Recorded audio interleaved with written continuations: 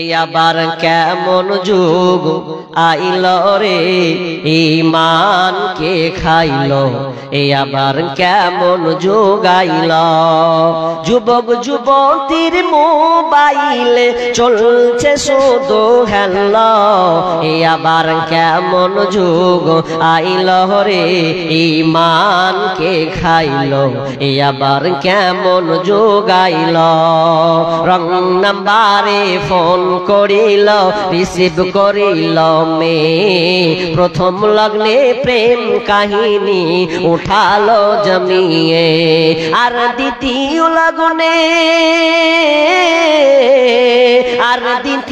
লগ্নে প্রেম আগুনে দুজনকে পুরাইল। এই আবার কেমন যুগ আইল রে, ঈমান কে খাইল। এই আবার কেমন যুগ আইল, মেয়ে নিল মোবাইল হাতে ফেসবুক চালাবে তাই ওয়েটিং রত বসে আছে প্রেমিকি তাহার। মেয়ে নিল মোবাইল হাতে হোয়াটসঅ্যাপ চালাবে তাই ওয়েটিং রত বসে আছে প্রেমিকি তাহার। আর সারা রাত চ্যাটিং করে, সারা রাত চ্যাটিং করে দুজনকে পুরাইল। এই আবার কেমন যুগ আইল রে, ঈমান কে খাইল। এই আবার কেমন যুগ আইল, এমন একটা সময় এলো মোবাইলের ঠেলায় স্বামী ছেড়ে প্রেমিক ধরেছে তিন সন্তানের ওই মায়। এমন একটা সময় এলো মোবাইলের জ্বালায় স্বামী ছেড়ে প্রেমিক ধরেছে তিন সন্তানের ওই মায়। আর লজ্জা শরম বিক্রি করে, হায়া শরম বিক্রি করে নতুন সংসার যে বাঁধিল। এই আবার কেমন যুগ আইল রে, ঈমান কে খাইল। এই আবার কেমন যুগ আইল, একলা জীবন একলা মরণ, একলা থাকতে কিসের ভয়। এই দুনিয়ার মানুষগুলো কেউ তো কারো নয়। এই দুনিয়ার মানুষগুলো কেউ তো কারো নয়। একলা জীবন একলা মরণ, একলা চলতে কিসের ভয়। একলা জীবন একলা মরণ, একলা থাকতে কিসের ভয়। এই দুনিয়ার মানুষগুলো কেউ তো কারো নয় গো। এই দুনিয়ার মানুষগুলো কেউ তো কারো নয়। স্বার্থ ছাড়া কেউ চলে না, মনের কথা কেউ বোঝে না। স্বার্থ ছাড়া কেউ চলে না, মনের কথা কেউ বোঝে না। কারো দুঃখ দেখলে আবার করে দুঃখীর অভিনয়। কারো দুঃখ দেখলে আবার করে দুঃখীর অভিনয়। এই দুনিয়ার মানুষগুলো কেউ তো কারো নয়। এই দুনিয়ার মানুষগুলো কেউ তো কারো নয়। কে বুঝবে তোমার মনের কথা, মুছে দেবে সকল ব্যথা। যে বুঝবে তোমার মনের কথা, মুছে দেবে সকল ব্যথা। সে আল্লাহর সাথে বলো কথা, থাকবে না কোনো ভয়। সে আল্লাহর সাথে বলো কথা, থাকবে না কোনো ভয়। এই দুনিয়ার মানুষগুলো কেউ তো কারো নয়। এই দুনিয়ার মানুষগুলো কেউ তো কারো নয়। একলা জীবন জীবন একলা মরণ, একলা চলতে কিসের ভয়? একলা জীবন একলা মরণ, একলা থাকতে কিসের ভয়? এই দুনিয়ার মানুষগুলো কেউ তো কারো নয়, এই দুনিয়ার মানুষগুলো কেউ তো কারো নয়।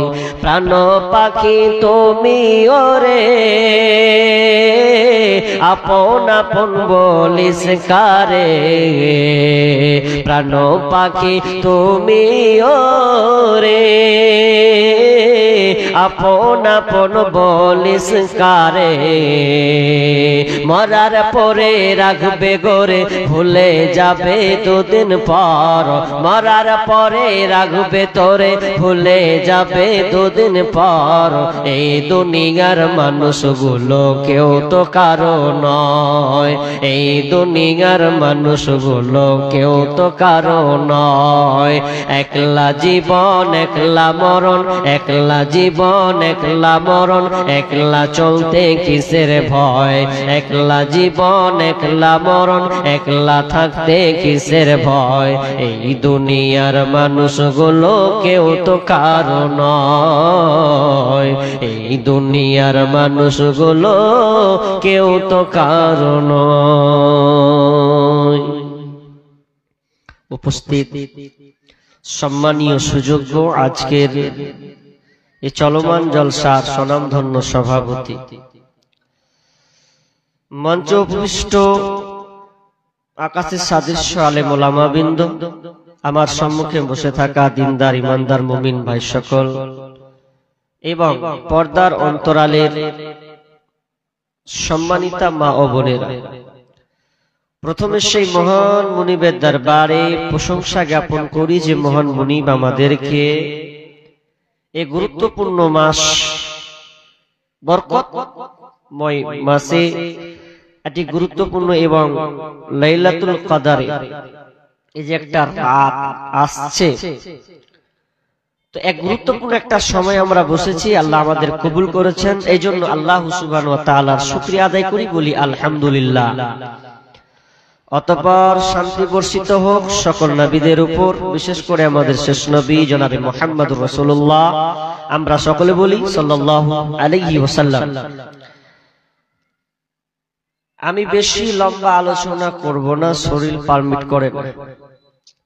এরপরেও আমি আপনাদেরকে ইনশাআল্লাহ সংক্ষিপ্ত সময় আলোচনা, আপনারা আমার পূর্বের আলোচক ভাই আব্দুর রহমান, তিনার হাতে আপনারা অনেক কিছু দিলেন, দান করলেন, আলোচনা শুনলেন। আমি আপনাদেরকে সংক্ষিপ্ত আলোচনা করব। যদি আপনারা একটু বসেন, যদি খসে যান তাহলে বলার সেরকম একটা সাহসিকতা থাকবে না, কমে যাবে। যে কজন আছেন আল্লাহর রাস্তায় বসেন। তার আগে বলি, অনেকে আজকে তারাবি পড়েছেন বা অনেকে পড়েননি, নিয়ত করে আছেন, কারণ আজকে লাইলাতুল কদরের রাত। আর আল্লাহ রাসূল এই রমজান মাসকে এত গুরুত্বপূর্ণ দিয়েছেন। মা আয়েশা রাদিয়াল্লাহু তাআলা আনহা তিনি বর্ণনা করছেন, ইয়াস্তাহিদু ফি রমাদান মা লা ইয়াস্তাহিদু ফি গায়রিহি। এই রমজান মাস যখন আসে তিনি এতটা সাধনা করতেন, এই মাসে এতটা পরিশ্রম করতেন, অন্য কোন মাসে এত পরিশ্রম করতেন না। শুধু তাই নয়, তিনি বলছেন ওয়াফিল আশরিল আওয়াখিরিহি মিনহু মা লা ইয়াস্তাহিদু ফি গায়রিহি। এবং শেষ দশক, শেষ 10টা দিন, এই 10টা দিনকে তিনি এত আরো গুরুত্বের সঙ্গে প্রাধান্য দিতেন, এতটা সাধনা করতেন, পরিশ্রম করতেন, যা অন্য কোন দিনের সঙ্গে অ্যাডজাস্ট নয়। তার মানে গুরুত্বপূর্ণ আজকে আমরা পেয়েছি। আমার আজকের আলোচ্য বিষয় গরিবের অধিকার। গরিবের ব্যাপারে ইসলাম কি বলে আপনি একটু সংক্ষিপ্ত শুনে যান, যেহেতু আমরা মধ্যবিত্ত মানুষ। এখানে কেউ হাই কোয়ালিটির অত লোক থাকে না, ওরা থাকে না, যা আছে আমরা সব গরিবরাই। তো গরিবদের ব্যাপারে ইসলাম কি বলে এটা আমি আপনাদেরকে একটু বোঝানোর চেষ্টা করব, একটু বুঝেন, তাহলে আপনার বুকে একটা সাহস জমবে। একটা বড় লোক যদি খাসির মাংস দিয়ে ভাত খায়, তা একটা গরিবের অধিকার আছে সে যেন, ও যদি খাসির মাংস দিয়ে খাওয়ার অধিকার রাখে, তাহলে একটা গরিব অসহায় মানুষ সে যেন অন্তত ডাল ভাত দিয়ে খাবারটা খেতে পারে। কারণ ইসলাম হচ্ছে সাম্যের দিন। ইসলাম এমন একটা মানবতার ধর্ম যে আপনি সুখ শান্তিতে থাকবেন আর আপনার পাশের জন অশান্তিতে ভুগবে, অনাহারে কাটাবে, এমনটা নয়। ঠান্ডার দিনে যদি আপনার দামি কম্বল থাকে, তাহলে ওই গরিবটার শরীরে যেন শীত নিবারণের জন্য অন্তত তার কাছে যেন একটা ছিঁড়া কম্বল ক্যাথাও যেন থাকে। এর নাম হচ্ছে ইসলাম। ইসলাম গরিবদের ব্যাপারে যত বলেছে আমি বিস্তারিত বলবো না আজকে, সংক্ষেপ, আপনি অবাক হয়ে যাবেন। ইসলাম গরিবদের ব্যাপারে এত তার অধিকার দিয়েছে, আপনি যদি একটা একটা করে তার পঙ্খানু আপনি বোঝানোর চেষ্টা করবেন, আপনি শেষ করতে পারবেন না। কিন্তু আমরা একটাও ভালোভাবে দেওয়ার চেষ্টা করি না। এই জন্য আজকে উল্টে গেছে। প্রকৃত গরিব কারা এখন পর্যন্ত আমরা চিনতে পারিনি, ওই জন্য ঝামেলা সৃষ্টি হচ্ছে।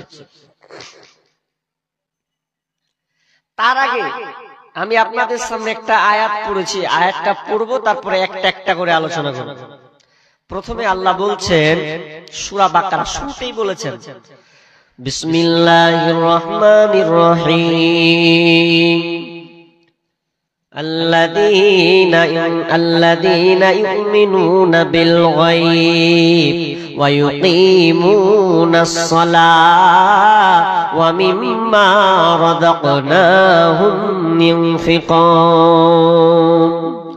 রব্বুল আলামিন বলেন, আল্লাযীনা যারা, আল্লাযীনা ইউমিনুনা বিল গায়বি যারা গায়বের প্রতি ঈমান এনেছে, ওয়াদিসের প্রতি ঈমান এসেছে, ওয়া ইউকিমুনাস সালাহ, আল্লাযীনা ইউমিনুনা বিল গায়বি ওয়া ইউকিমুনাস সালাহ ওয়া মিম্মা রাযাকনাহুম ইউনফিকুন, তারা যেন এবং তারা সালাত কায়েম করে। তিন নাম্বার আল্লাহ সুবহানাহু ওয়া তাআলা বলেন, এবং তারা যেন নিজের রুজি থেকে আল্লাহ রাস্তায় খরচ করে। যাদের মধ্যে এই তিনটা গুণ থাকবে তারাই হচ্ছে মুমিন। শুধু আপনি গায়েবের প্রতি ঈমান আনবেন, নামাজ পড়বেন, দান করবেন না, তাহলে আপনার পরিপূর্ণ আপনি ঈমানদার হতে পারেননি। মানুষ যখন জাহান্নামে যাবে, তো জাহান্নামীদেরকে যখন জিজ্ঞাসা করা হবে, হ্যাঁ গো,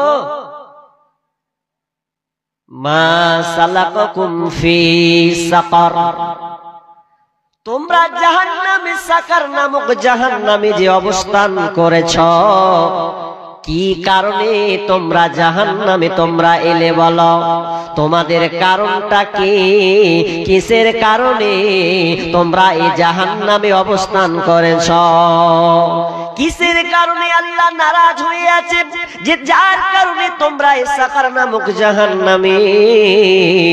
তারা বলবে না চুরি করেছিলাম বলে জাহান্নামে ঢুকেছি, রাহাজানি করেছিলাম বলে জাহান্নামে ঢুকেছি, ডাকাতি করেছিলাম বলে জাহান্নামে ঢুকেছি, রোজা রাখি নাই বলে জাহান্নামে ঢুকেছি।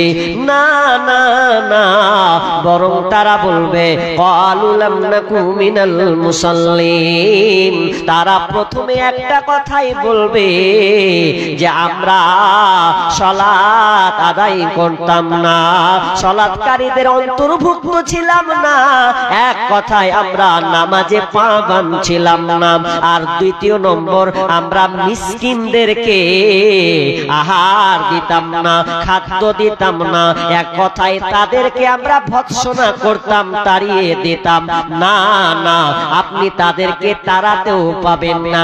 আল্লাহ নবীকে বলছেন, নবী হে ফাআম্মাল ইয়াতীমা ফালা তাকহার, আপনি ইয়াতীমদেরকে আপনি তাদের উপরে কঠোর হবেন না, এবং আপনি মিসকিনদেরকে আপনি ভৎসনা করে তাড়িয়ে দেবেন না। আর এটা করবেন না, কারণ আমি আল্লাহ, আমি আপনাকে ইয়াতীম অবস্থা আপনাকে আমি ইয়াতীম বানিয়েছি। তাহলে অত আয়াত থেকে আমরা জানতে পারলাম গরিবদের ব্যাপারে এত জটিলতা করা হয়েছে। গরিবকে আপনি তাচ্ছিল্য করতে পাবেন না, আপনি যতই আপনি এমপি মন্ত্রী এমএলএ হোক না কেন, গরিবের যেটা হক আছে, অধিকার আছে, ওটা আপনাকে দিতে হবে। যদি আপনি তার অধিকারটা না দেন, যদি আপনি তাদেরকে ভৎসনা করে দেন, যদি আপনি তাদেরকে মাহরুম করে দেন, তাহলে সেই দিন হয়তো আপনি জাহান্নামে থাকবেন। তখন সেই দিন আফসোস করবেন আর উত্তর দেবেন, আমরা মিসকিনদেরকে খাদ্য দান করতাম না, এই জন্য আজকে আমরা জাহান্নামে এসেছি। গরিবের অধিকার আমাদের সমাজে জানেন, মানুষ সব সময় খালি নেতার কথা বলে, নেতা সব উঠে নিলেবে, কিছু দিলে না। মেম্বার, প্রধান, এমএলএ, এমপি গেল দিয়ে 12টা বাজিয়ে দিল, কিন্তু নিজে যে গরিবের হক মেরে রেখেছে ওখানে খোঁজ আছে।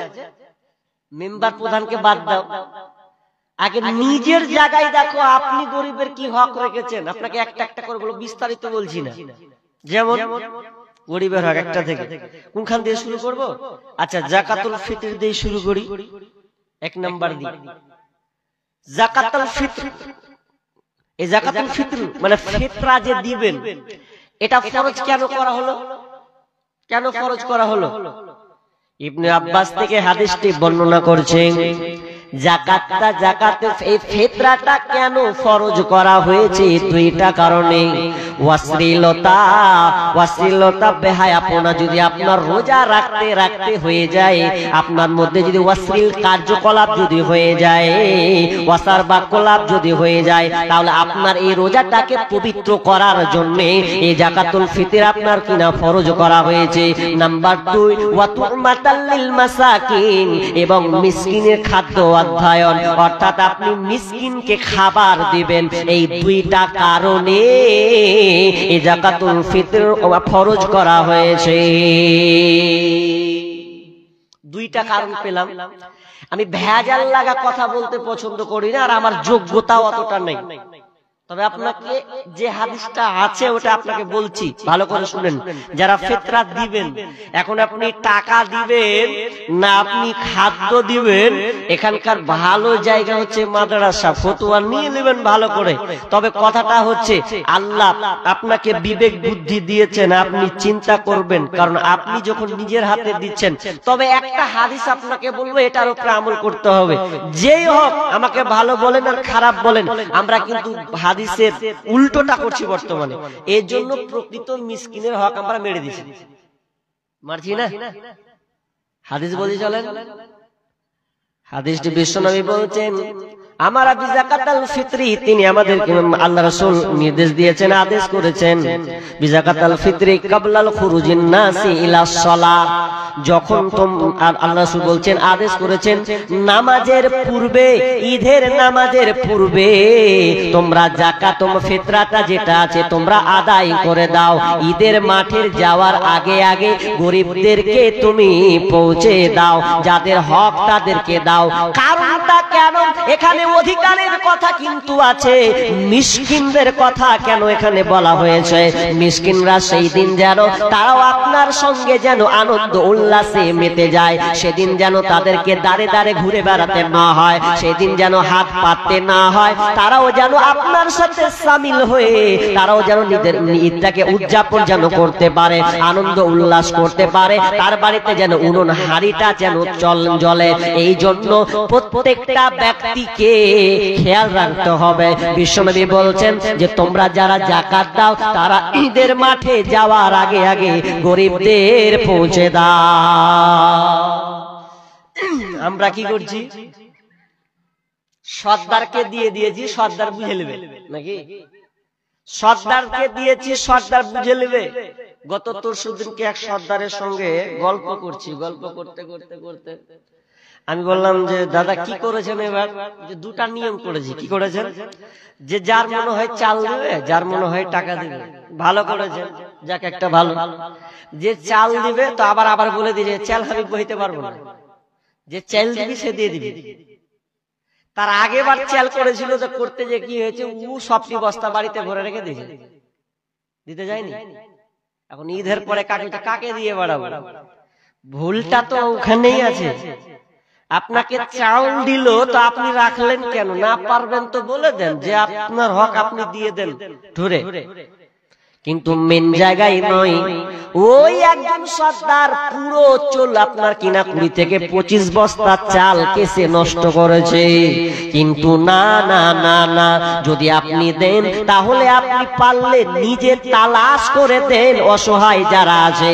আপনি ভাবছেন যে যে চাইতে আসবে তাকেই দিতে হবে, এমনটা নয়। আপনাকে আমি লিস্ট করে দেব এমন এমন পরিবার আমাদের এলাকায়, এমন এমন ঘর আছে যেই ঘরগুলোতে ওর প্রয়োজন আছে কিন্তু আসতে পারে না লজ্জাতে, না আমি চাইতে যাব না। কিন্তু ওই লোকটার সেই দিনকে উনুন জ্বলার আনন্দ করার জিনিস, কিন্তু সে হাত কিন্তু পাতে না। তবে না, আপনাকে নিজে তালাশ করতে হবে কে বিধবা আছে, কে ইয়াতিম আছে, অসহায় আছে, ওর আজকে খাবারের দরকার আছে। আপনি লম্বা করে তাকে দিয়ে দেন, দেখবেন আপনার হকটা হয়ে যাবে। কিন্তু যদি এই হাদিসের আলোকে এটাই প্রমাণ পাওয়া যায়, যদি ঈদের পরে কেউ বিলি করে বেড়ায় তাহলে ওটা ফিতরা হিসাবে গণ্য হবে না, ওটা সাধারণ দান হয়ে যাবে। গরিবের হক আমরা ঠিক মতন দিইনি, নাই রাজি নাই। একটা গেল, একটা গেল। কিন্তু ফিতরা এটা গরিবের হক। কত দিবেন গো? 2.5 কিলো, তাই তো? 2.5 কিলো, কে বলছেন 3 কিলো। ভালো কথা। তো আপনি দিচ্ছেন, গরিবের হক কেমন করে বুঝেন? আপনারা যদি 6টা সদস্য হন, 6 জন, তাহলে অন্তত 2.5 কিলো করে গেলে 15 কিলো আসবে, আসবে না? আর 15 কিলো 50টা লোক হলে প্রায় 125 কিলো চাল বের হবে। ওটা কে খাবে? গরিব অসহায়, তার অধিকার, সে খাবে। একটা গেল। আচ্ছা, একটা আনন্দ ছাড়েন, আর একটা আনন্দ হয় ঈদুল আজহা, নাকি কুরবানির ঈদ। আনন্দটা আর স্পেশাল আনন্দ। ওই আনন্দ, ওইখানে গরিবের হক আছে। আল্লাহ তাআলা একটা একটা করে সাজিয়ে দিয়েছেন, আপনি অবাক হয়ে যাবেন। আপনার গ্রামে যদি 25টা খাসি কুরবানি হয়, 25টা খাসি যদি আপনার এলাকায় কুরবানি হয়, তাহলে বলেন তো, যদি কোনো সর্দার মনে করে 25টা লোক খাসি কুরবানি করেছে, তাহলে প্রত্যেকটা বাড়ির কাছে প্রত্যেককে যেন 2 কিলো 2 কিলো করে যদি খাসির মাংস জমা করা হয়, বলেন তো কয় কিলো জমা হবে? 50 কিলো। ভাষা বুঝছেন আমার? তাহলে 25টা লোক যদি খাসি কুরবানি করে, 2 কিলো করে টানে, 50 কিলো জমা হবে। আর ওই জমা টাকার হক, তো ওটা হচ্ছে গরিবের হক। আল্লাহ বলছেন ফাকুলহু মিনহা ওয়া আতিমুল কানিয়া ওয়া মুতাররা। আল্লাহ সুবহানাহু ওয়া তাআলা বলছেন তুমি নিজে খাও, ফকিরকে দাও, যে চাই তাকে দাও, যে চাই না তাকে দাও। সূরা হজে 2 রকম কথা আছে, খাও, রাখো, দাও। তার মানে আপনি গরিবকে পৌঁছে দিবেন। যারা দিতে পারেনি তাদের বাড়িতে যেন উনুন জ্বলে, তারাও আনন্দ করে, এটা আপনাকে খেয়াল রাখতে হবে। কিন্তু আমাদের আপনাদের সমাজে কি আছে? ওরকম সিস্টেম আছে? নেই না, বলে 1 ভাগ 3 ভাগ করে 1 ভাগ দেয়, এরকম নাকি? এখন নেই, ছিল, উঠে গেছে। এখন আমাদের ওদিকে হয়ে গেছে 2 কিলো করে দিয়ে দাও, সর্দারের কাছে যাবে, সর্দার ভাগ বিলি বন্টন করে দিবে, এরপরে নিজে যেটি থাকবে আত্মীয় স্বজনকে দিবে, ভাগ খাবে, রাখবে, খাবে। কিন্তু আমরা অ্যাকচুয়ালি যদি দেখতে চাই, আল্লাহ সুবহানাহু ওয়া তাআলা গরিবদের ব্যাপারে এমন ভাবে সিলেক্ট করেছেন, প্রত্যেকটা জিনিস আমরা যদি মেনে চলি, তাহলে আমি বলতে পারি যে আপনার গ্রামে একটাও মিসকিন থাকবে না। চ্যালেঞ্জ থাকবে না। থাকছে কেন? ত্রুটি আছে। একটা কথা বলি, আপনার পাঞ্জাবি যারা বুঝেন, পাঞ্জাবি, ওদের পাগড়ি দেখেছেন তো? পাঞ্জাবিদের একটা বৈশিষ্ট্য আছে, ওরা ইসলাম ওইটাকে ওরা নিয়ে নিয়েছে, ইসলামের থিওরিটাকে ওরা নিয়ে নিয়েছে, আদর্শ তারা নিয়েছে। কি? ওরা যদি 4 ভাই হয়, 4 ভাই, তো 4 ভাই, 3 ভাই ভালো পয়সাওয়ালা, একটা ভাই অচল। 3 ভাই কি বলবে জানেন? 3 ভাই বলে, এ তো আমার মায়ের পেটের ভাই, আমাকে 3 ভাইকে আল্লাহ পয়সাওয়ালা করেছে, আমার ছোট ভাইটা অচল, মেজো ভাইটা অচল। এক কাজ কর, 3 ভাই মিলে টাকা উঠাবো, টাকা উঠিয়ে ছোটকে একটা ছোটখাটো একটা কাজ দিব, একটা দোকান দিব, আর কিছু দিব, যাতে আমার এই ভাইটা চেয়ে যেন না বেড়ায়। এটা পাঞ্জাবিদের বৈশিষ্ট্য, এটা করে ওরা। আর আমাদের কি লেছড়া বাড়াগা, ছেছড়া বাড়াগা, ব্যাপার নেই, ওর নিজেরটা দেখছে, তুই কি করবি, মোর কাছে যা কবিতা করগা, গুরুত্ব নেই। আমরা ইসলামকে মানতে শিখিনি না, ইসলাম সাম্যের দিন, গরিবের হক আপনাকে বুঝিয়ে দিতে হবে। আপনি শুধু নামাজ পড়বেন এমনটা নয়। আল্লাহ বলছেন ওয়াকিমুস সালাহ ওয়া আতুজ যাকাত ওয়ারকাউ মা'আর রাকিঈন। তোমরা আল্লাহ বলছেন তোমরা সালাত কায়েম করো, ওয়া আতুজ যাকাত, তোমরা যাকাত আদায় করো, যাকাত প্রদান করো, ওয়ারকাউ মা'আর রাকিঈন, এবং রুকুকারীদের সঙ্গে তোমরা রুকু করো। ব্যাখ্যা করব না, সময় নেই, আমি আয়াতটা তর্জমা করলাম। কি? নামাজ কায়েম করো, যাকাত দাও। আচ্ছা, একটা হলো, তাহলে একটা একটা করে বলছি। এবার চলেন যাকাতের ব্যাপারে কিছু কথা বলি। আমার এই বিষয়টা মনে হয় প্রায় 2.5 ঘন্টার উপরে আছে, আপনাকে সংক্ষেপে বলছি। কি? যে যাকাত, এই যে আপনার মালকে আপনি পরিশুদ্ধ করবেন, আজকে বর্তমানে যাকাতটা এমন হয়ে গেছে, লোকের কাছে ভারী হয়ে গেছে। অথচ আপনাকে যাকাতের ব্যাপারে কিছু তথ্য দেব, বিস্তারিত নয়, সংক্ষেপে তথ্য দিব। আপনি নিজে নিজে বিবেকে ভাববেন যে আমার উপরে যাকাত ফরজ হয়েছে কিনা। একবার ভাববেন, ভাবতে হবে আপনাকে, কারণ আপনি নামাজ পড়বেন আর যাকাত দিবেন না, এত সস্তা নয়। আপনি বাঁচতে পারবেন না, টিকতে পারবেন না কিয়ামতের মাঠে। আপনি জমা করে রাখছেন, দিচ্ছেন না, আপনি দিচ্ছেন না, তো কি হবে আপনার কবরে? আল্লাহ বলছেন ওয়াল্লাযীনা ইয়াকনিযুনায যাহাবা ওয়াল ফিজ্জাতা ওয়ালা ইউনফিকুনাহা ফী সাবিলিল্লাহি ফাবাশশিরহুম বিআযাবিন আলীম। দে যাকাত, দে যাকাত, তোরা দে রে যাকাত, যে দে যাকাত, দে যাকাত, তোরা দে রে যাকাত। তোর দিল খুলবে পরে, আগে খুলুক হাত, তোর দিল খুলবে পরে, আগে খুলুক হাত। দে যাকাত, দে যাকাত, তোরা দে রে যাকাত, দে যাকাত, দে যাকাত, তোরা দে রে যাকাত। এখানে গরিবের হক, যাকাতটাকে আমরা গুরুত্বপূর্ণর সঙ্গে দেখিলাম। যখন আল্লাহ রাসূল যখন ইন্তেকাল করেন, যখন মারা যায়, মারা যাওয়ার পরে কয়েকটা ঝামেলা সৃষ্টি হয়েছিল, তার মধ্যে যাকাতটা একটা ঝামেলা সৃষ্টি হয়েছিল। আল্লাহ রাসূল মরার পরে ঝামেলা অনেক, তার মধ্যে যাকাত, অনেক মানুষ যাকাতকে অস্বীকার করেছিল। তখন আমিরুল মুমিনিন প্রথম খলিফা আবু বকর রাদিয়াল্লাহু তাআলা আনহু, তিনি দেখছেন অনেক মানুষ যাকাতকে অস্বীকার করছে, যাকাত দিবে না বলে। তখন তিনি শুনতে পেলেন, তখন তিনি আবু বকর উমরকে ডাকলেন, উমর দেখো তো কোন জায়গায় যাকাত তারা আদায় করে না, যাদের উপরে যাকাত ফরজ হয়ে গেছে যাকাত আদায় করে না, তাদেরকে হত্যা করতে হবে, তাদেরকে চালিয়ে দিতে হবে, শেষ করে দিতে হবে। আমি তখন উমর রাদিয়াল্লাহু তাআলা বলছেন, আমিরুল মুমিনিন, আপনি যে হত্যার কথা বলছেন, কাতালের কথা বলছেন, তাদেরকেও কাতাল করে দিতে হবে। আপনি কথাটা একটু ভাবুন তো, তারাও কিন্তু নামাজ পড়ে, তারাও কিন্তু আল্লাহকে ভয় করে, তাহলে ওদেরকে আপনি কেমন করে কাতাল করবেন? আবু বকর বলছেন, যখন বিশ্বনবী বেঁচে ছিলেন তখন তো তুমি বাঘের মতন দেখতে লাগতো তোমাকে, এখন তুমি হয়ে গেছো সাপনা গরুর মতন, যেন তোমার হয়ে গেছে ভেড়ার মতন। না না না, তোমার দ্বারাতে কোনো কাজ হবে না।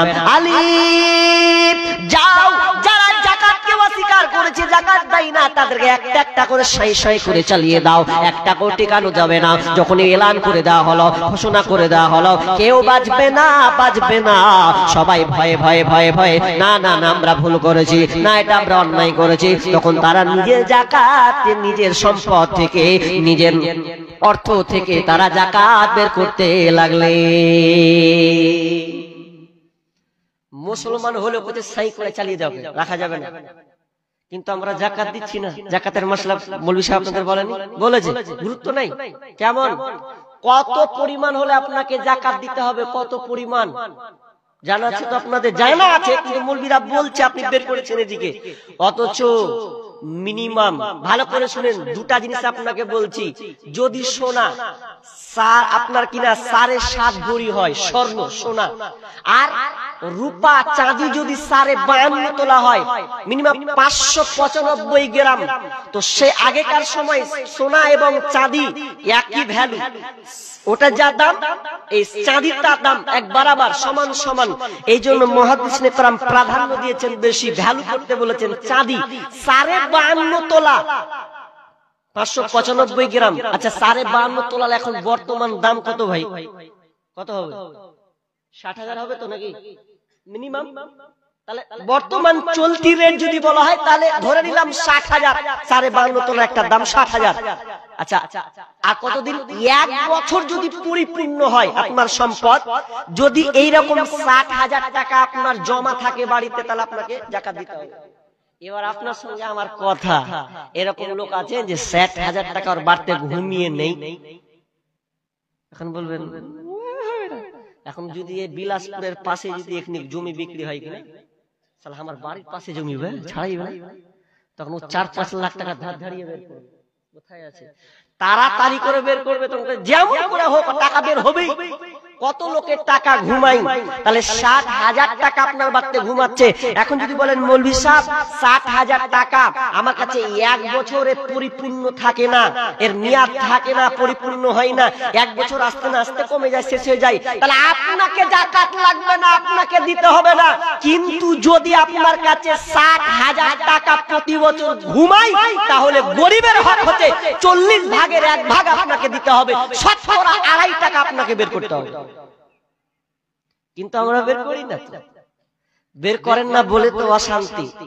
ইবনে মাজার একটা হাদিস আছে, ভালো করে শুনেন। মুজাহিদ এদেরকে আল্লাহ রাসূল টার্গেট করে বলছেন, এ মুজাহিদের দল, তোমরা ভালো করে শুনে নাও, যদি কোনো জাতি এই 5টা কাজে লিপ্ত হয়ে যায়, এই 5টা কাজে যদি লিপ্ত হয়ে যায়, তাহলে শুনে নাও ওই জাতির উপরে আযাব চাপবে, এমন আযাব, কঠিন আযাব তাদেরকে ধরবে। 5টা পাপ মিলান তো দেখি বর্তমানে 5টা পাপ আছে কিনা। বিশ্বনবী 1 নাম্বার বলেছেন, যখন সমাজে অশ্লীলতা বেড়ে যাবে, বেহায়াপনা যখন প্রকাশ পাবে রে, তখন তোমরা জেনে নাও তোমাদের উপরে মহামারী আসবে। আল্লাহ তাআলা এমন রোগ দিবে, যে রোগটা আপনি ইতিপূর্বে কোনোদিন বাপকালেও শুনেননি। আপনার 60 বছর বয়স, জীবনে রোগ নাম আপনি শুনেননি, ওই রোগটা হঠাৎ করে সামনে এসে পড়বে। কেন?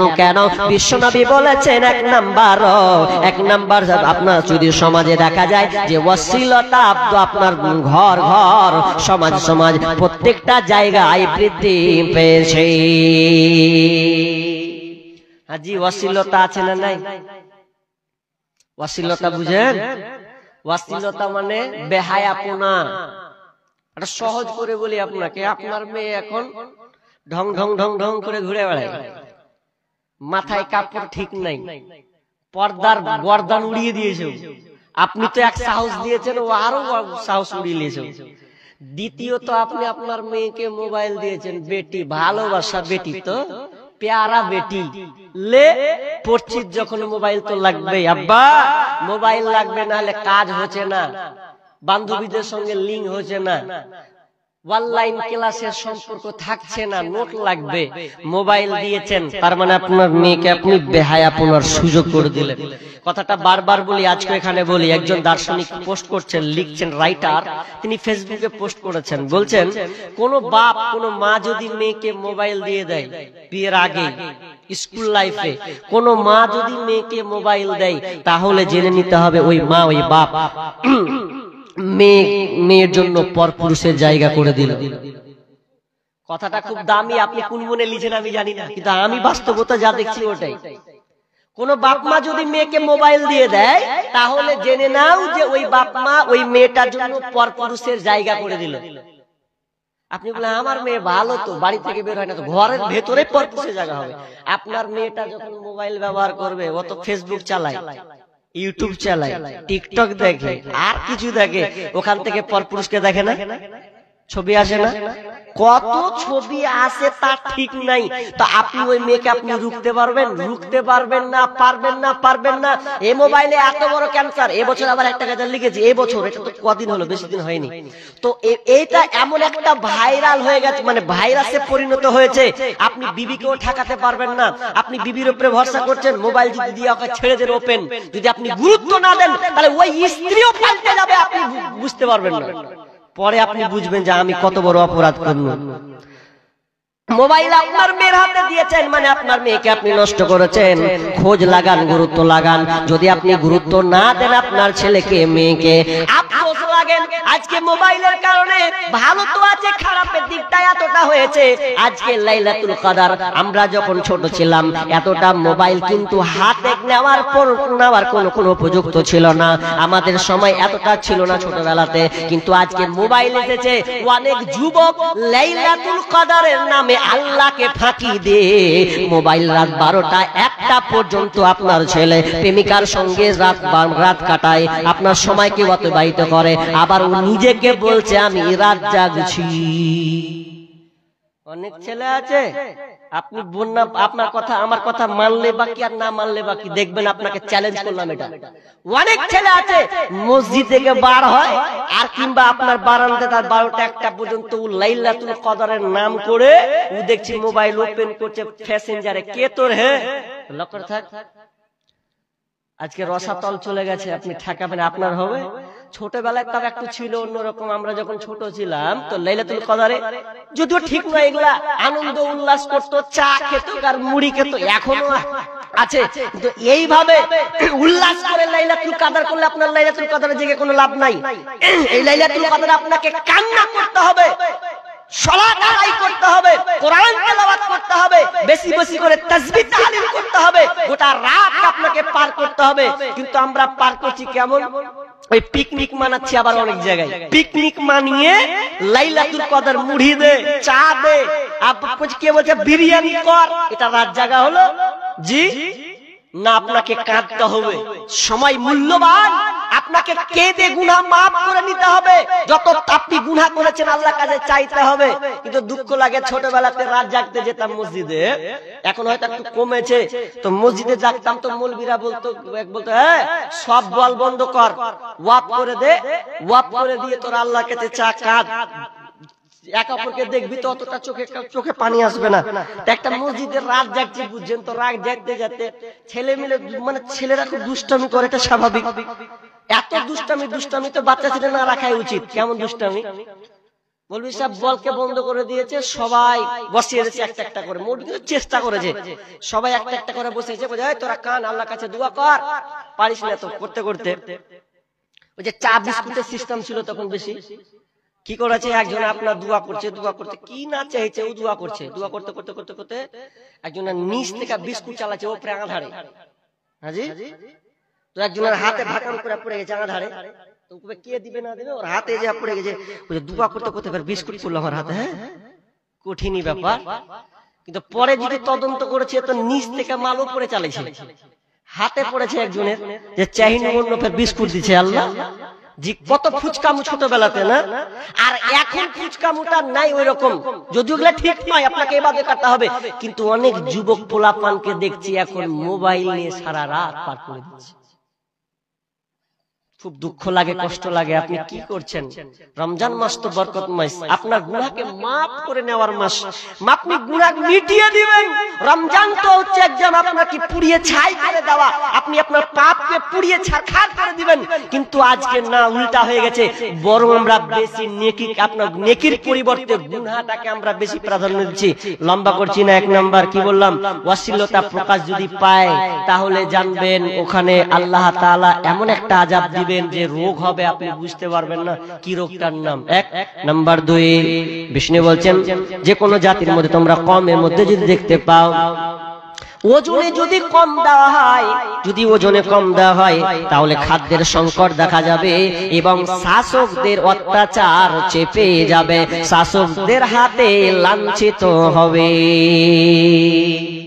ওজনে কম হচ্ছে না এখন? জি হচ্ছে না? ওজনে কম, খালি বুঝছেন ওজনে কম, মাপকাঠি কেমন?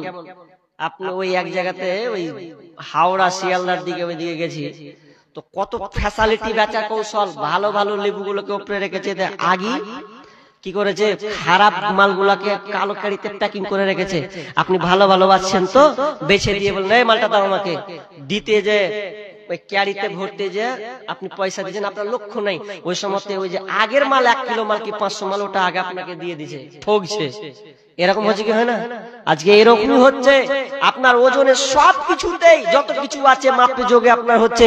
এমনকি পাটের সময় ছিল, পাটের সময় ওজন করা হতো, তো কিভাবে যে চুরি করা হতো, আমার বাপ বলছে এটাও চুরি করা হয়, কেমন করে দেখাচ্ছে এভাবে চুরি করা হয়। তাহলে আফসোস দেখেন, ওজনও মাপকাঠিতে ঠিক মতো না যদি দেওয়া হয়, তাহলে রুলার শাসকদের নির্যাতিত হতে হবে আপনাকে। এটা চলছে কি চলছে না? চলছে। বলছি নাম্বার 3 নাম্বার কি বিশ্বনবী বলছেন, যেই সমাজে যাকাত দিবে না, যাকাত প্রদান করা হবে না, যাকাত আপনার উপরে ফরজ হয়েছে এরপরে যাকাত দেওয়া হয় না, যাকাতকে গুরুত্ব দেওয়া হয় না, বিষ্ণু বলছেন তখন ওই এলাকায় বৃষ্টি বন্ধ হয়ে যাবে। বৃষ্টি তো হবে না, হবে না, যদি হয় আপনার মুখের পানে চেয়ে নয়, বরং পশু পক্ষী যারা আছে তাদের দিকে দেখে এই বৃষ্টিটা হবে। আপনার মতন বেঈমানের জন্য আল্লাহ তাআলা বৃষ্টি দিবেন না। তার মানে বিষ্ণু বলছেন যখন যাকাত মানুষ দিবে না, তখন আল্লাহ আকাশ থেকে বৃষ্টি বন্ধ করে দেবে, বৃষ্টি বন্ধ হয়ে যাবে। দেখেন সামনে কি হয়, কিছু গত বছর কিছুদিন তো গেল বৃষ্টি নিয়ে, কি দুয়া, কোনো লাভ হলো না। লাভ হবে কেন? মালটা ঝাড়ো তারপরে দুয়াতে যাও। আপনার উপরে ফরজ হয়ে গেছে, আপনি দিচ্ছেন না, আল্লাহ আল্লাহ করছেন। আল্লাহ বলছে ওরে আগে মাল সাফ কর, গরিবের হকটা আগে দে, তারপরে দোয়া কর। কিন্তু আজকে আমরা যাকাত দেখেন, ভাবেন তো কার কাছে 60,000 টাকা উপযুক্ত নাই বলেন তো? অনেক মাস্টার আছে যাকাত বের করে না, অনেক ডাক্তার আছে যাকাত বের করে না, সাধারণ ভাবে এমনি ছুড়িয়ে দিতে যা দিয়ে দিলাম। যাকাত ওইভাবে নয়। আপনাকে বললাম তো আপনার যত সম্পদ আছে সম্পদগুলোকে এক করতে হবে, আপনার বিজনেসের টাকাকে এক করতে হবে, করে আপনাকে 40 ভাগের 1 ভাগ দিয়ে দিতে, ওটা আপনার নয়, ওটা গরিবের হক, গরিবকে আপনাকে দিতে হবে।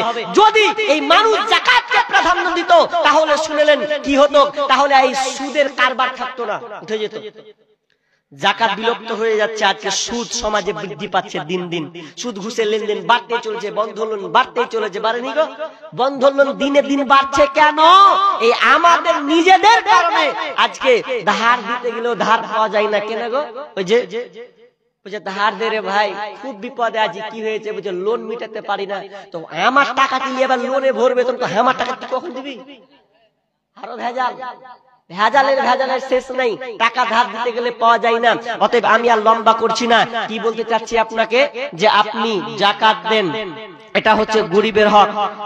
গরিবদের মেয়েদের তরফ থেকে 200 টাকা আল্লাহুম্মা সাল্লি আলাইহা আল্লাহুম্মা বারিক আলাইহা। আল্লাহ তুমি দানকে কবুল করে নাও, যে উদ্দেশ্যে দিয়েছে আল্লাহ তা আশা পূর্ণ করে দাও, আমিন। তো বলছিলাম যে আমাদেরকে গরিবের ব্যাপারে আল্লাহ তাআলা এতটা ভাবতে বলেছেন, ভাবতে ভাবতে ভাবতে ভাবতে এ গেল গেল গেল গেল এ করতে ফসলের ব্যাপারে বলা হলো। যারা ফসল যারা চাষ করছে তাদের ব্যাপারে ওখানে গরিবের হক লুকিয়ে আছে। যেটা বলছে আপনার জমি যে আপনি ফলন দিচ্ছেন, চাষ করছেন, তো এই চাষটা দুটা ক্যাটালগ আছে, একটা হচ্ছে 20 ভাগের 1 ভাগ, একটা হচ্ছে 10 ভাগের 1 ভাগ। যদি 20 ভাগের 1 ভাগ হয়, আপনি জমি আপনি ভুট্টা লাগিয়েছেন, সরিষা কালাই মারছেন, তাহলে আপনি ভালো করে শুনুন। আমরা অনেক লোক আছি, এগুলো আমরা বের করছি না, মাদ্রাসায় যাওয়ার চেষ্টাও করি না। মাদ্রাসায় গেলে ছোট মনে 2টা করে ভরে দিই, জি না, আপনাকে দিতে হবে, আপনাকে আল্লাহ দিয়েছেন, এটা আপনার নিজের মাল নয়, আল্লাহ আপনাকে চাষাবাদ করতে দিয়েছে। বিশ্বাস হয় না? আল্লাহ বলছেন হুয়াল্লাযী জাআলা লাকুমুল আরদা যালুলান ফামসু ফি মানাবিহা ওয়া কুলু মির রিজকিহি ওয়া ইলাইহি নুশুর। আল্লাহ বলছেন আমি তোমার নিচে জমিন মাটিটাকে এই জমিন রূপে বানিয়ে দিয়েছে, আর তোমার জন্য আমি এটাকে এমন সহজ করে দিয়েছে যাতে করে তুমি এই জমিনে ভুট্টা লাগাবে, বাড়ি বানাবে, এখানে চাষাবাদ করবে, এটা তোমার জন্য আমি এত সহজ করে দিয়েছে। এটা আমি আল্লাহ করে দিয়েছি, আর আল্লাহর আমার ক্ষমতা থাকার কারণে আজকে তুমি তোমার মতন করে টাইলস বানাও, তুমি তোমার মতন করে চাষাবাদ করো। এটা আমি আল্লাহ সহজ করে দিয়েছি জমিনটাকে। যদি পাথর করে দিতাম তাহলে তোমার 14 গোষ্ঠীরও ক্ষমতা ছিল না যে তুমি আজকে চাষাবাদ করবে। খুব কঠিন। নাহলে আপনাকে এক্সাম্পল দিয়ে আমাদের মুর্শিদাবাদের এক্সাম্পল, শামসেরগঞ্জ থানা নাম শুনেছেন? শামসেরগঞ্জ থানা কি অবস্থা জানেন? যে লোকগুলা বলতো যে কষ্ট করে জমিতে চাষ করছে আর খাচ্ছি, এটা কার কিফের কিবে, গাল দিয়েই বলে না যাই দিয়ে বলেন বলেছে অনেক মানুষ। ওই মানুষগুলাকে এখন জিজ্ঞাসা করুন, ভাই আপনার জমি কোথায়? সব শেষ। 20 বিঘা 30 বিঘা জমি নাই, এক একজনের জমি ধসিয়ে চলে গেছে। নদীর ধারে ছিল একটাও নাই, আরে রোড পর্যন্ত নাই যে রোড দিয়ে 4 চাক্কা যেত। কত দুর্গ আমরা ছোটবেলাতে সাইকেল চালিয়ে গোসল করতে গেছি, এখন সাইকেল চালাতে হবে না, রোড খানে যে দাঁড়াবো রোডটাও পর্যন্ত নাই। কি যে লোকগুলো বলেছিল যে না কেন দিব, নিজের পায়ে খাচ্ছি, এগুলা হচ্ছে বাপের জমি, তো কার জমি তুললে ঠাকা, তোর বাপের জমি তো এখন লিয়াই কিভাবে লিয়ে আসবে? গরম দেখাই না, সব আল্লাহ আপনাকে দিয়েছে, এটা গরিবের হক আপনাকে দিতে হবে, কিন্তু আমরা দিচ্ছি না। যারা আমরা জমি চাষ করি, শুনেন, যদি আপনি আপনার ইনকাম থেকে সোর্স থেকে পানি চালিয়ে যদি আপনি দেন, তাহলে আপনাকে 20 ভাগের 1 ভাগ আপনাকে ওষুধ দিতে হবে, আপনাকে গরিবের অধিকার আপনাকে দিতে হবে। যদি বলেন আসমান থেকে হয়েছে, তাহলে আপনাকে 10 ভাগের 1 ভাগ দিতে হবে। কত হলে? 2টা মত। কেউ বলেছেন যে 15 মণ 12 কেজি, কেউ বলেছেন 18 মণ 30 কেজি। এই দুইটা মানে হিসাব করে একটা বলেছে, যদি এতটা আপনার হয়ে যায়, 15 মণ যদি আপনার হয়, 12 কেজি যদি আপনার হয়ে যায়, 5 ওয়াসাক যদি আপনার হয়ে যায়, তাহলে আপনাকে ওসর বের করতে হবে, এটা বাকিটা আপনাকে বের করে দিতে হবে 20 ভাগের 1 ভাগ। কিন্তু আমরা কি করছি? এগুলো বের করছি না। সাধারণ দান হিসাবে মাদ্রাসায় মসজিদে আমরা মানে কি করছি, মাদ্রাসা ইয়াতিম জাকির সাধারণভাবে চালিয়ে দিচ্ছি, হিসাব করে নয়। কিন্তু আপনি পার পাবেন না বিচারের মাঠে, এটা গরিবের হক, আমরা দিচ্ছি না। জি না, আমি আর লম্বা করছি না, তবে আপনাদেরকে বলতে চাচ্ছি এতটুকুই যে আপনি গরিবের কথা ভাবুন, মেম্বার প্রধানের কথা বাদ দেন, খুব লাফাঙ্গিরি দেখায়েন না। আপনাকে যেটা করতে বলেছেন, আপনার উপরে যেটা ফরজ আছে সেটা আপনাকে করতে হবে। কথার কথা, গরিবের হক নিবেন আপনি? যেমন ধরেন আপনি বলতে বলতে বলছেন, আবে আল্লাহর কসম যদি আমি এই কাজটা করে থাকি তাহলে যা, আমি আল্লাহর কসম করে বলছি যা, আমি মানে কথাকে সত্য করার জন্য কসম করছে যে আমি এটা করিনি, এখন করে দিয়েছে, অথচ আল্লাহর কসম খেয়েছে। তাহলে আল্লাহ যদি কসম খেয়ে আপনি মাফ হবে বলছেন? জি না। কি করতে হবে? ওখানে গরিবের হকটা চালাতে হবে। কি আল্লাহ সিস্টেম দেখেন, আল্লাহ সিস্টেম দেখেন, দান কোনটা আছে, সাদাকা কোনটা আছে, ফিদিয়া কোনটা আছে, কাফারা। আল্লাহ এক একটা নিয়ম করেছেন, শুধু এগুলোতে গরিবদের হক আছে। আপনি কসম খেয়ে নিলেন, কসম যদি খেয়ে যদি আপনি ভুল কাজ করেও থাকেন আর কসম খেয়ে নেন, তাহলে শুনেন, তাহলে আপনাকে কি করতে হবে?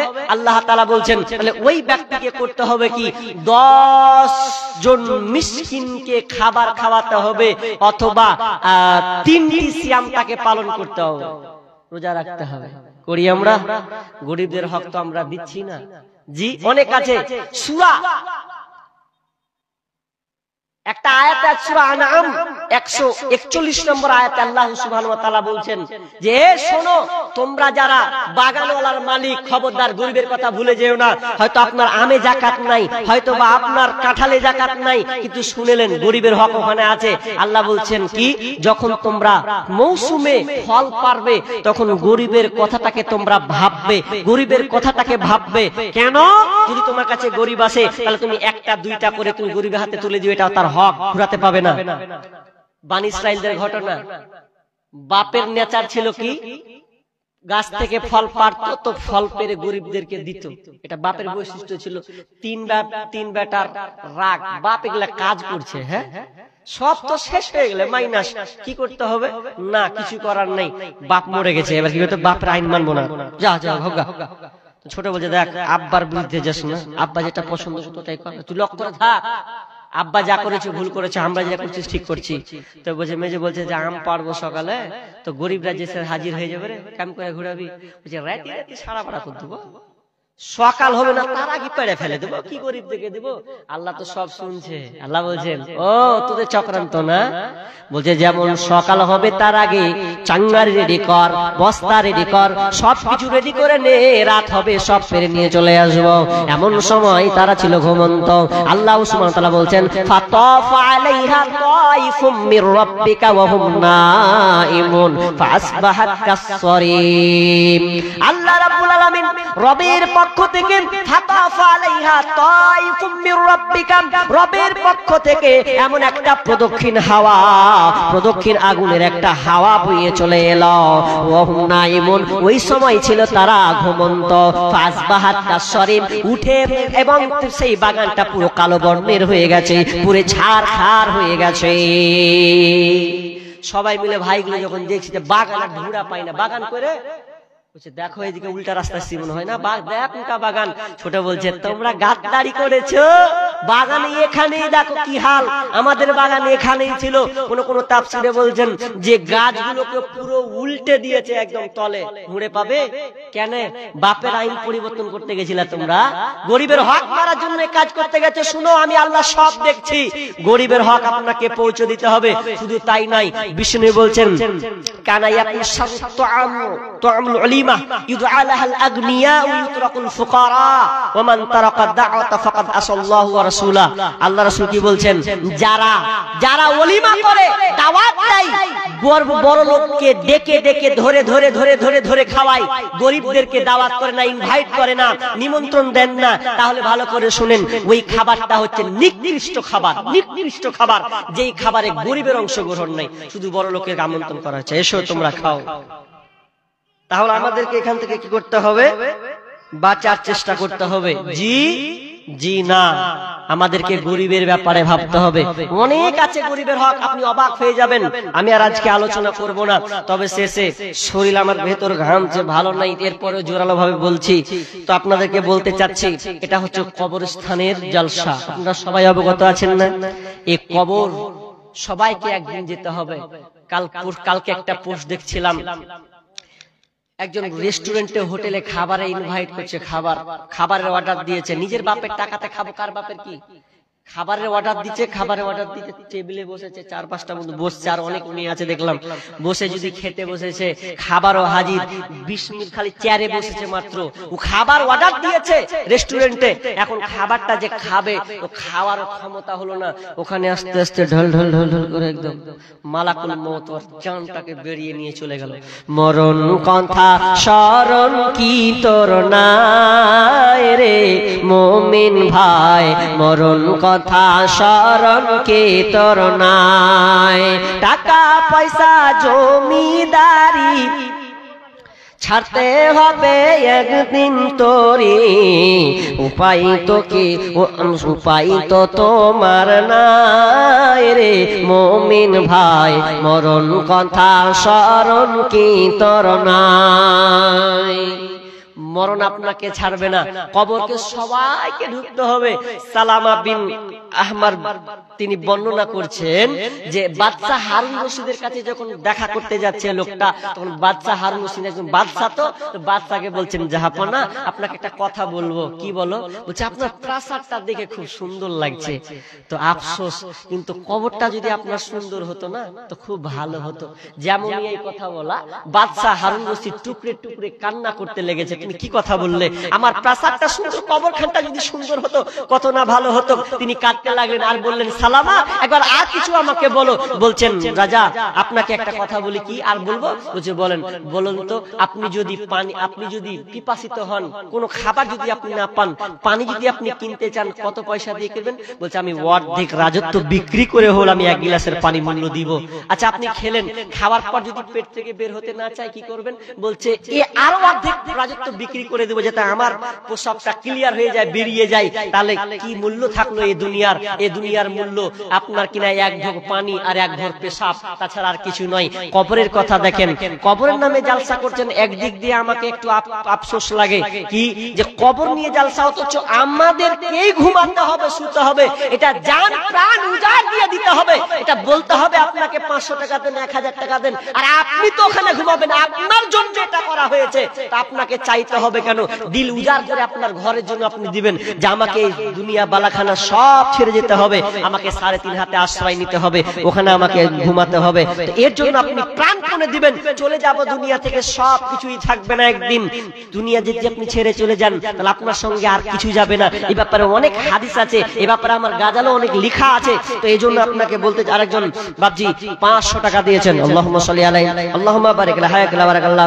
আল্লাহ যে উদ্দেশ্যে তিনি দান করেছেন, আল্লাহ তুমি তার দানকে কবুল করে নাও।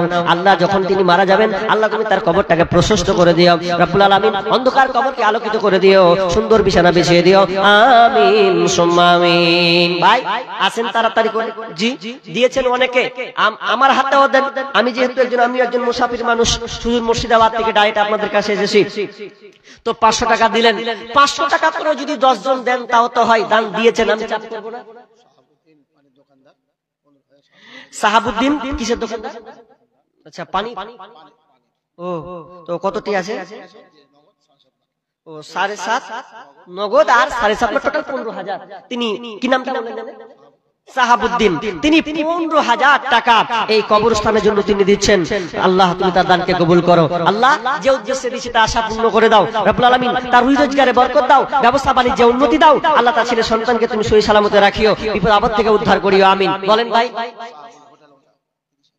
কি নাম? সাহাবুল হোটেলওয়ালা। তিনি 30,000।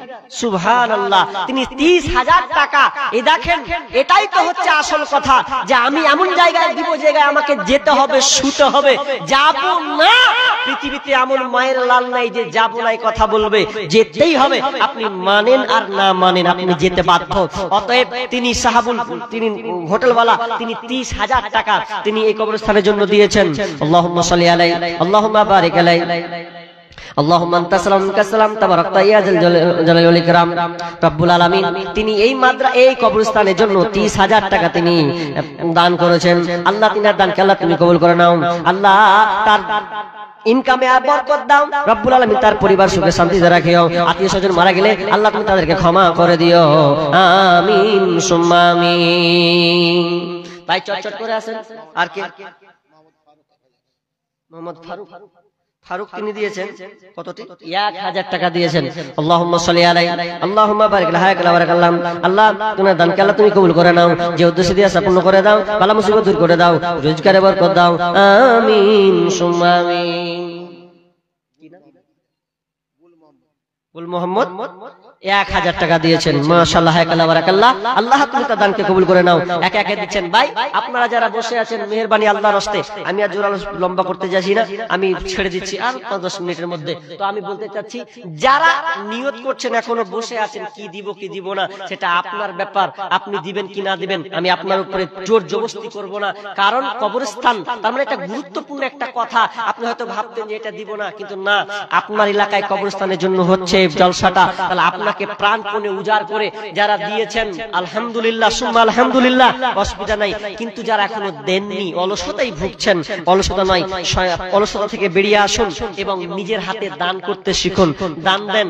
দেখেন দুনিয়াতে আপনি যা করবেন সব থেকে যাবে, আল্লাহ রাস্তায় যেটুকু দিবেন ওটুকুই আপনি আল্লাহর কাছে পাওনা পাবেন, বাকি দুনিয়ার সবকিছু থেকে যাবে। আল্লাহ রাস্তায় জি যারা দিয়েছেন, দেওয়ার পর আমার একটা অভিযোগ মানে আবদার থাকবে ভাই, যারা 500, 1000, 2000, 5000 দিয়েছেন, আমি শেষে সবার কাছে 200, 100, 500 যে যা পারবেন, শেষের বেলাতে আমি একটু মুসাফির হিসাবে আমার একটা নেচার, মুসাফা করব, ভালো লাগবে। কারণ আল্লাহ রাসূল বলছেন, কেউ যদি এক অপরে মুসাফা করে তাহলে আল্লাহ তাআলা তার হাতের গুনাহকে ক্ষমা করে দেন। তাহলে আমি এই স্পেশাল জিনিস ছাড়বো কেন? আমি বিদেশি মেহমান, আর আপনার সঙ্গে কোনোদিন সাক্ষাৎ হবে কিনা জানি না, মুসাফা করব, আর আমারও হাতের গুনাহ ঝরবে, আপনারও ঝরবে। মানুষ মাত্রই ভুল ত্রুটি হয়ে থাকে, শেষে করব। মাশাআল্লাহ তিনি মুসাফা করি ভাই, চলে গেলেন। মাশাআল্লাহ মাশাআল্লাহ। ভাই তিনি 1000 টাকা দিয়েছেন। আল্লাহুম্মা সাল্লি আলাইহি আল্লাহুম্মা বারিক আলাইহি। আরেকজন ভাই 100 টাকা দিয়েছেন। ভাই সবাই উঠেন, আমি আপনার কোনো যদি আবার মতো থাকেন, মায়ের কথা একটু স্মরণ করেন। মা কবরস্থ হয়ে গেছে, সে মায়ের জন্য একটু ভাবুন, আব্বার জন্য ভাবুন যে মা আপনাকে গর্ভে রেখে 9 মাস 10 দিন রেখেছে, এরপরে দুনিয়ায় ভূমিষ্ঠ হয়েছে, আপনাকে তিলে তিলে বড় করেছেন। মায়ের মতো হয় না আপন, হয় না তাহার তুলনা। হায়রে আমার মা, আমার জনম দুঃখী মা। হায়রে আমার মা, আমার জনম দুঃখী মা। মা ছিল মোর আধার ঘরে পূর্ণিমারি চাঁদ। মা ছাড়া সেই ঘরখানাতে নাই রে কোনো সাদ, আমার নাই রে কোনো সাদ। সেই মায়ের কথা পড়লে মনে ঘুম যে চোখে আসে না। হায়রে আমার মা, আমার জনম দুঃখী মা। ছোট থেকে বড় হলাম যেই মায়েরই কোলে, সেই মা এখন ছেড়ে গেল আমায় একা ফেলে। ও মা আমায় একা ফেলে। ছোট থেকে বড় হলাম যেই মায়েরই কোলে, সেই মা এখন ছেড়ে গেল আমায় একা ফেলে। ও মা আমায় একা ফেলে। মা ছাড়া আর একলা জীবন লাগে না রে ভালো। দুনিয়া থেকে হারিয়ে গেছে দুই নয়নের আলো, আমার দুই নয়নের আলো। মা ছাড়া আর একলা জীবন লাগে না রে ভালো। দুনিয়া থেকে হারিয়ে গেছে দুই নয়নের আলো, আমার দুই নয়নের আলো। সে মায়ের কথা পড়লে মনে, সে মায়ের কথা পড়লে মনে ঘুম যে চোখে আসে না। হায়রে আমার মা, আমার জনম দুঃখী মা। হায়রে আমার মা, আমার জনম দুঃখী মা।